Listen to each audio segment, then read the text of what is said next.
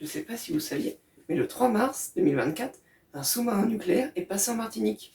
On va essayer de comprendre comment ça fonctionne et ainsi que quelle est la place du nucléaire dans l'armée.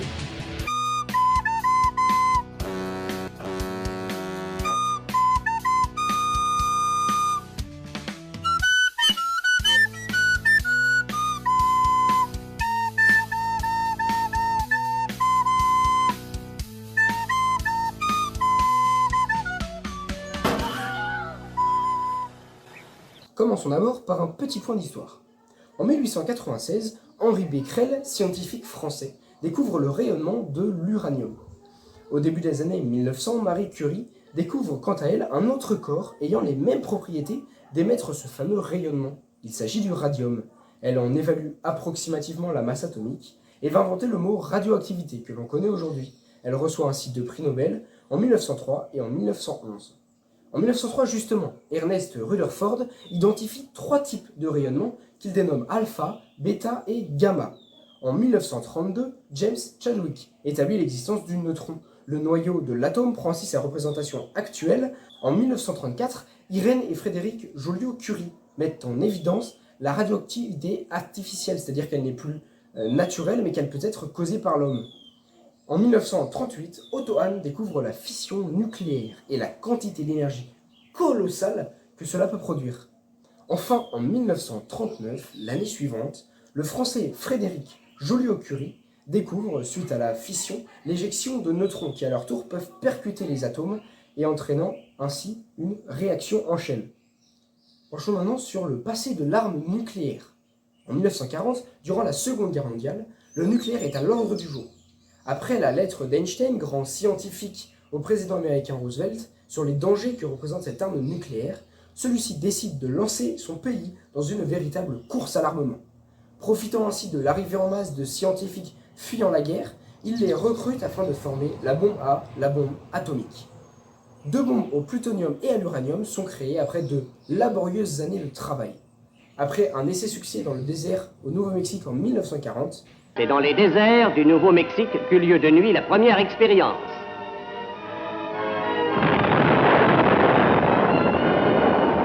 À près de 10 km, voilà ce qu'a enregistré la caméra. Une fumée lumineuse qui s'élève à 13 km de hauteur. À la même distance, mais d'un autre angle, voici ce que découvrait une autre caméra.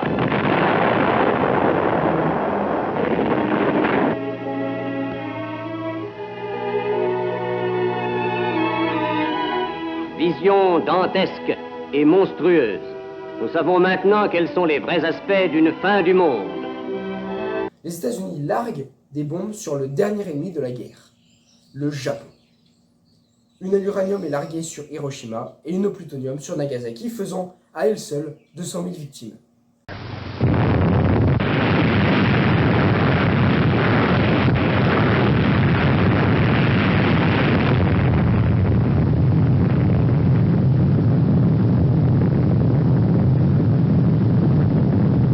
Après les 2 bombes larguées sur le Japon, la course à l'armement se déchaîne entre l'URSS et les États-Unis dans la guerre froide. L'objectif étant d'empêcher l'adversaire d'attaquer en détenant le plus grand stock de bombes nucléaires. En 1952, la première bombe à fusion qui reproduit la réaction qu'on trouve dans les étoiles en fusionnant le deutérium et le tritium va être créée, mais elle nécessite beaucoup de pression et une température à plusieurs millions de degrés Celsius. Pour cela, les scientifiques vont utiliser la bombe A, la bombe atomique, créée précédemment, pour déclencher la bombe H. Les résultats d'explosion de cette nouvelle bombe équivalent à 15 000 kilotonnes de TNT.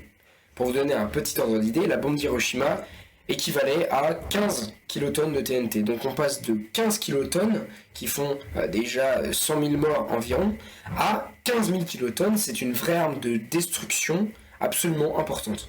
Depuis cette bombe H, les bombes n'ont eu de cesse d'évoluer et leur puissance est de plus en plus accrue. Alors, cependant, le nucléaire n'est pas seulement utilisé comme force de frappe, il est aussi utilisé dans d'autres domaines militaires, avec notamment la propulsion sur les sous-marins nucléaires.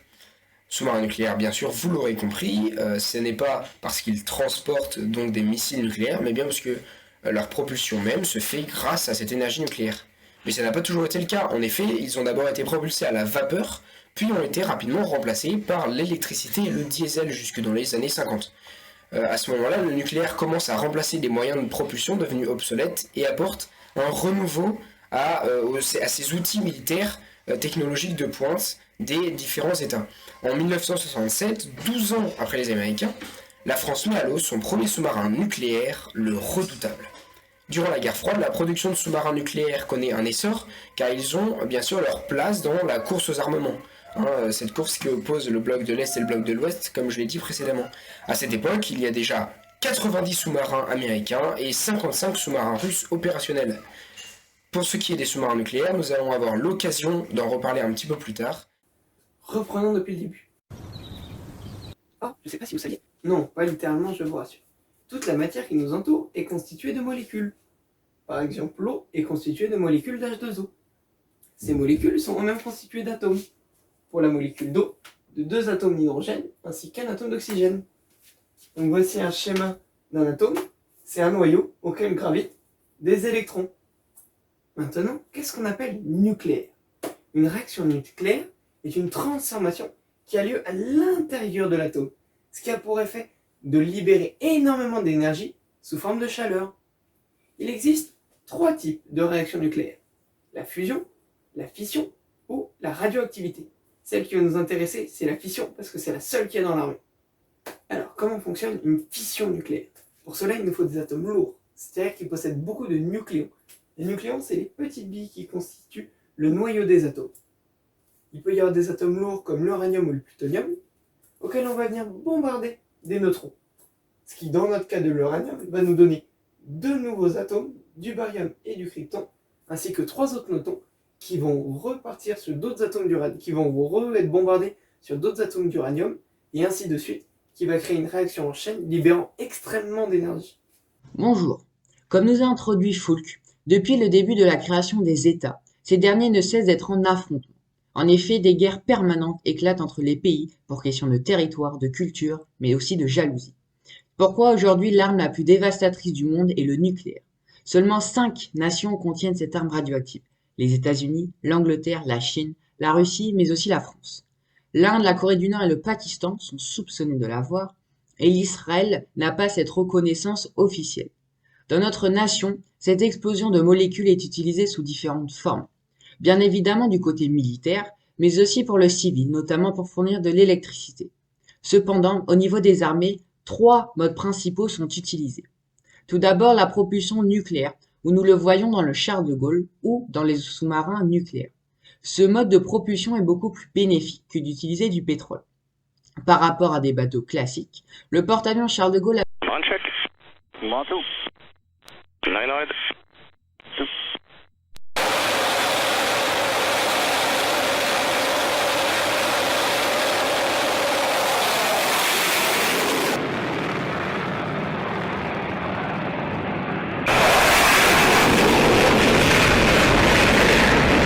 Le porte-avions Charles de Gaulle a besoin d'une quantité d'énergie extrêmement importante pour pouvoir s'alimenter. Ainsi, le fuel serait trop rapidement consommé, contrairement à l'énergie nucléaire qui n'a besoin d'être renouvelée que tous les 10 ans. Ainsi, plus de place est gagnée et plus de puissance est rapportée. Donc même si ce mode est extrêmement dangereux et d'être manié d'une extrême précision, nous économisons de l'argent mais surtout de l'énergie. En effet, lorsque le nucléaire est consommé, il n'émet pas de gaz à effet de serre. C'est seulement son stockage qui devient compliqué une fois consommé. Par la suite, 2 types de bombes existent en France. D'abord sur les rafales marines, mais également ceux de l'armée de l'air et de l'espace, se trouvent des missiles nucléaires. Les rafales sont des avions de combat multirôles. En effet, ils sont à la fois bombardiers, attaquants, mais également défenseurs. C'est pourquoi l'arme nucléaire est une arme fatale pour pouvoir protéger la France et éliminer les ennemis. La masse externe que le Rafale peut emporter dépasse les 9 tonnes. Il contient 14 points d'attache à l'armée de l'air et 13 pour la marine. Bien évidemment, tous ces missiles et bombes qu'il embarque ne sont pas nucléaires, mais cette arme dévastatrice sert surtout à la dissuasion plutôt qu'à l'attaque. Enfin, sur les sous-marins français, je vais laisser la parole à bien plus spécialiste que moi, qui est monsieur. Alors en France, on a 2 types de sous-marins, c'est sous-marins nucléaires d'attaque et sous-marins nucléaires lanceurs d'engins, mais ils sont tous les 2 des sous-marins nucléaires, ça veut dire qu'ils ont une propulsion nucléaire. Parce que nous, on n'a que 6 des sous-marins nucléaires d'attaque et que 4 des sous-marins nucléaires lanceurs d'engins.